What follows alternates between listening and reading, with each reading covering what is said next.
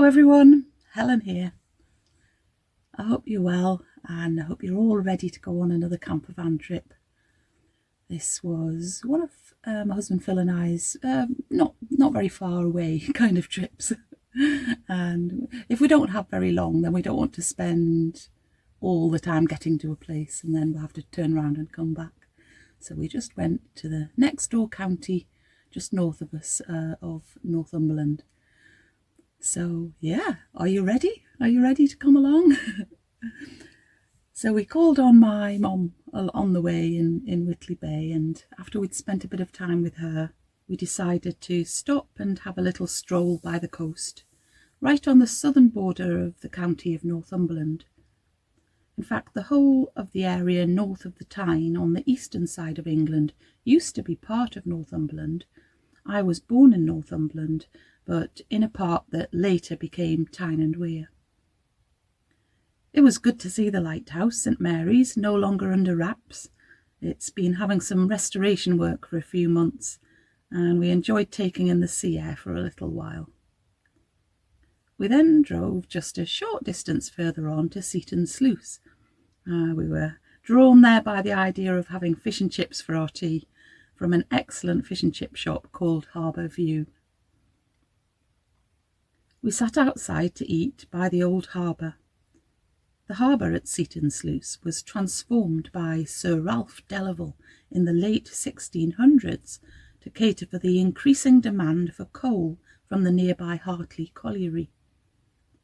Stone walls and piers were built at the north entrance to the harbour, and a system of sluice gates was installed, which helped to reduce the sand and silt which continually built up in the harbour entrance. It's from this sluice system that Seaton Sluice got its name. The sluice gates weren't entirely successful, and by the middle of the 18th century, when demands for coal and salt were increasing, another of the Delaval family had a new harbour cut through solid rock, with work completed in 1764. The cut was a great success, and in 1777 alone, 177 ships sailed out of the harbour, bearing coal or salt or glass bottles from the nearby bottle factory. In fact, over 145,000 bottles left the harbour each year, heading mainly for the wine merchants in London. Less than a century later, the coal trade was finally ruined following the 1862 Hartley pit disaster. The bottle works closed in 1870 and Seaton Sluice went into decline. We'd chosen to stop in a very small car park by a nature reserve for the night. It was very quiet overnight, although the following morning we discovered that it was very popular with dog walkers, cyclists and bird watchers. There was blue sky and sunshine, although rather a strong blustery wind, as you can see from the way the trees were thrashing about. We set off, and it wasn't long before we arrived on the outskirts of Ashington, at Woodhorn, a former colliery, and now an excellent museum and exhibition space. It was a working colliery from 1894 until its closure in 1981. At its peak, over 2,000 men worked there, and over 600,000 tonnes of coal was mined each year. It first opened as a museum in 1989, but then underwent major redevelopment and it reopened in 2006. It's now the most well-preserved example of a late 19th to early 20th century colliery in the northeast of England. The museum aims to tell the story of the lives of coal miners, and there are many original buildings and equipment from the former colliery to be seen. One of the winding engines was the most powerful in the region, and its ventilation fan took a direct hit but survived the German bombing of 1941. I liked looking at the panels with photos of what the site looked like at different points in history, comparing them with what still stands today. We also stood for a while looking at rather a moving sculpture that's on the side of the new building. It's made up of 98 birds, created from moulded miners' gloves. Each glove sadly represents a life lost at Woodhorn Colliery throughout its history. 98 men, including the 11 whose lives were lost in a massive underground explosion in 1916.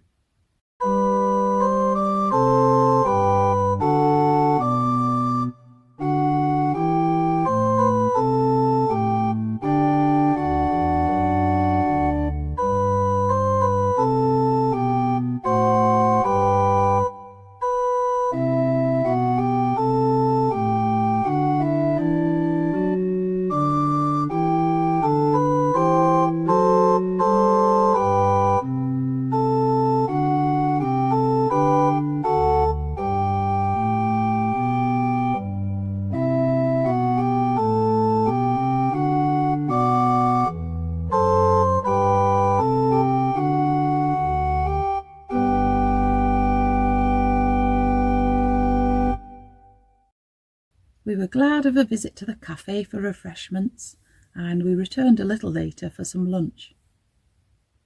In the Coal Town exhibition, we first experienced what it might have felt like to be a young lad in 1918 entering the pit for the first time. The voices and sounds in the background of this part of the exhibition really helped us to begin to picture a 13-year-old boy's first experiences of working underground, although it's still hard to properly imagine the feeling of being in this dark, smelly, cramped space hundreds of feet below ground. Oh, good lad. It lets the unsettled there we're coming. Did you have a canny breakfast? Why, yes, mate. Right. Let's hope it keeps up with you until we hit 2. Come on, Tommy. Take them legs off. Right away, Dan.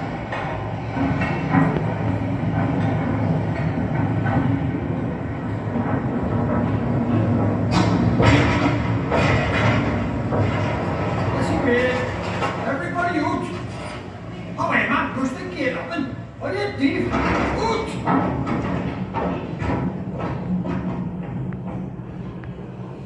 Hang your safety light on that prop. And chart up 2 points 9 yards apart. Well, get on, man. I can't see out. The light's worse than useless. But in the end, it'll save you blind.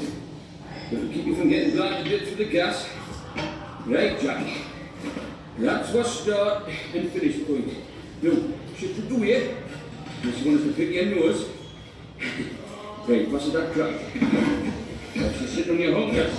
Like this.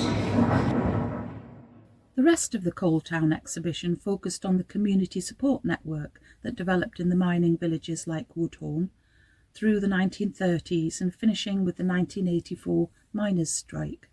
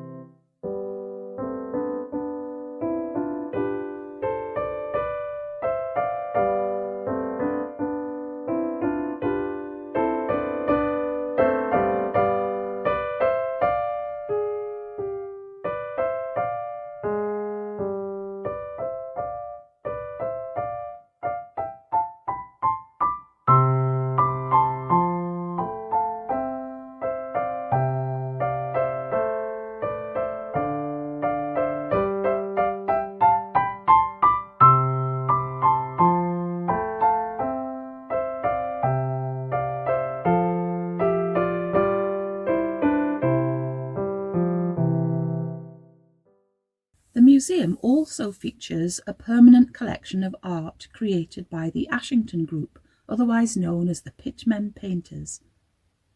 A group of miners in 1934 decided that they'd like to learn more about art, and the tutor who agreed to help them thought that the best way for them to learn was by learning to paint.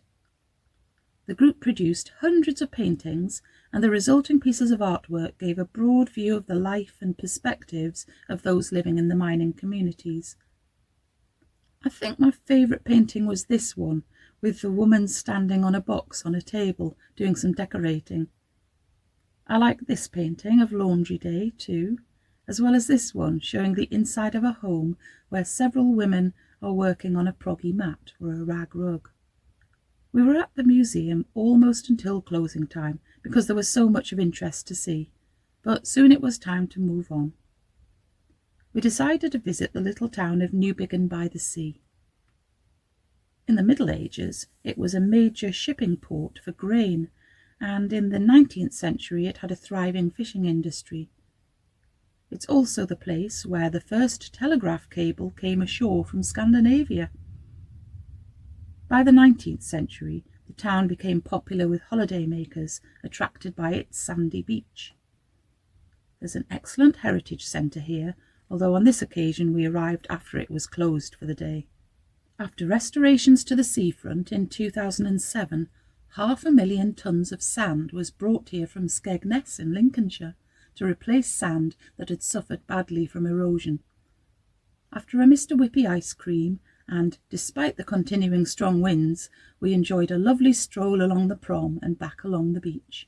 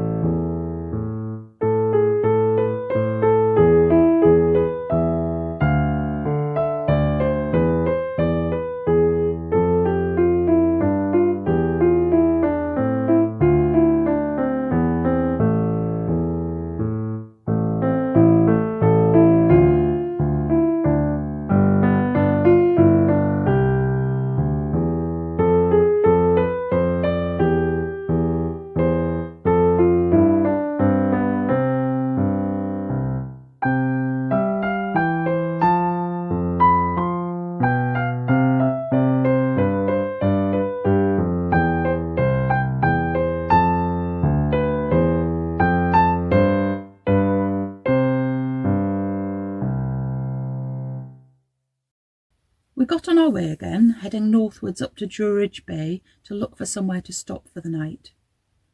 We found a disused road running along the length of the sand dunes. We were treated to the most beautiful rainbow and enjoyed making use of our van as a cosy bird hide, looking out at the bird activity. I can't remember the name of the bird that was hiding in the grasses directly in front of us, though we were delighted to watch a barn owl having a successful hunt over the dunes.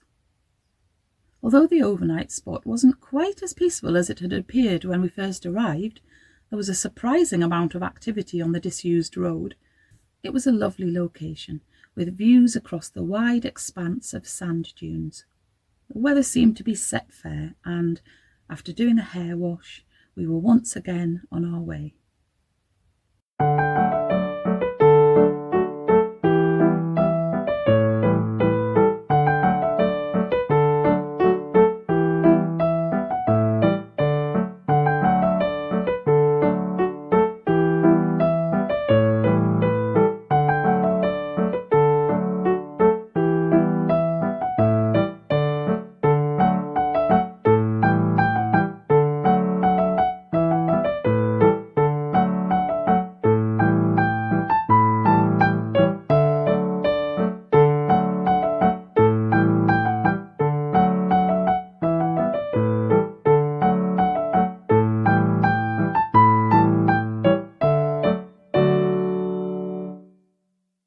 Warkworth was our main destination of the day.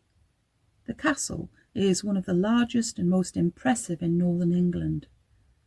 It's set in a naturally fortified loop of the River Coquet, less than a mile from the Northumberland coast. It belonged to the Percy family, the Earls and later Dukes of Northumberland, one of the most powerful families in northern England in the late Middle Ages. They also owned Alnwick Castle, with its large estates and greater prestige, but Warkworth was their favourite residence, and the castle is now managed by English Heritage. To enter the castle, you cross a drawbridge over the deep moat, which would once have been filled with water. As soon as you go through the gatehouse, that was built in 1200, you enter the bailey, the fortified area below the motte or mound where the main residence was located. The great tower, which stands on top of the motte, was commissioned by Henry Percy after he was made first Earl of Northumberland in 1377. He was the first great landowner in the north to acquire a noble title, and he almost certainly celebrated this by building the great tower.